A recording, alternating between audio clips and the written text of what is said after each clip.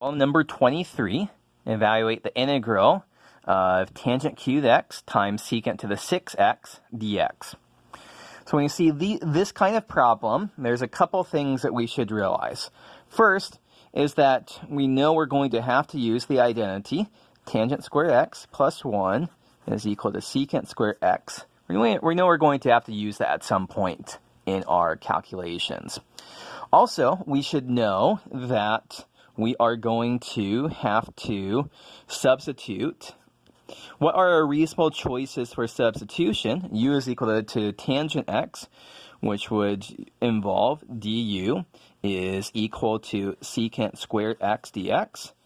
Another reasonable choice would be to try u is equal to secant x, and du is equal to secant x tangent x dx. Okay, so let's go ahead and try crunching this out. Let's try one and see if it's going to work.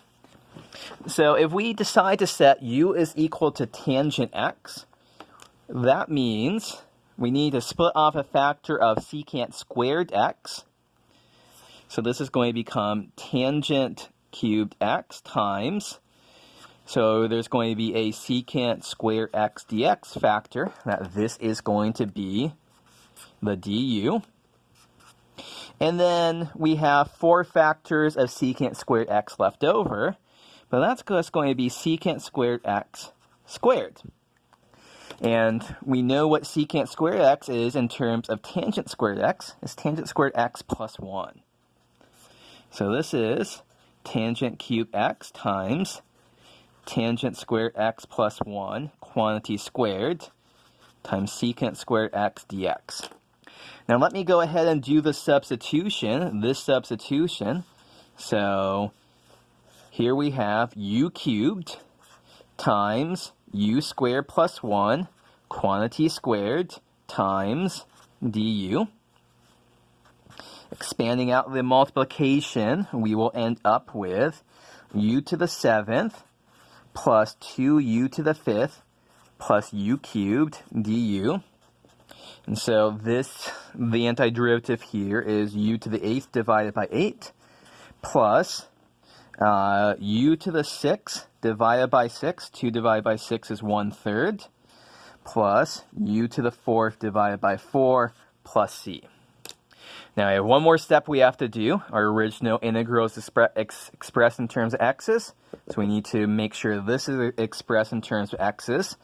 So we end up with tangent to the 8th x divided by 8 plus 1/3 tangent to the 6x plus tangent to the 4th x divided by 4 plus c.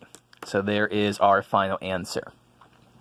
Now you might be wondering, or if you tried this one yourself, you may have done this substitution.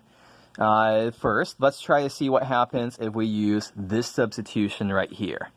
So we're going to want to split off a factor of secant x tangent x dx. So our integral is something.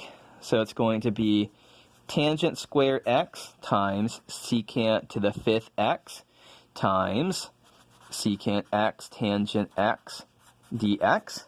I split off a factor of tangent x and a factor of secant x over here. This is, of course, going to be the du. And now we want to write everything in terms of secant x. But hey, tangent x, if we rearrange this, tangent x is secant squared x. Tangent squared x, I should have said, tangent squared x is secant squared x minus 1.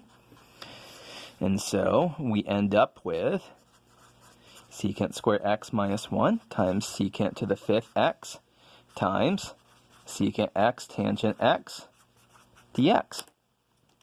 So now this is our du, u squared u to the 5th, integral of u to the 5th u squared minus 1 times u to the 5th du.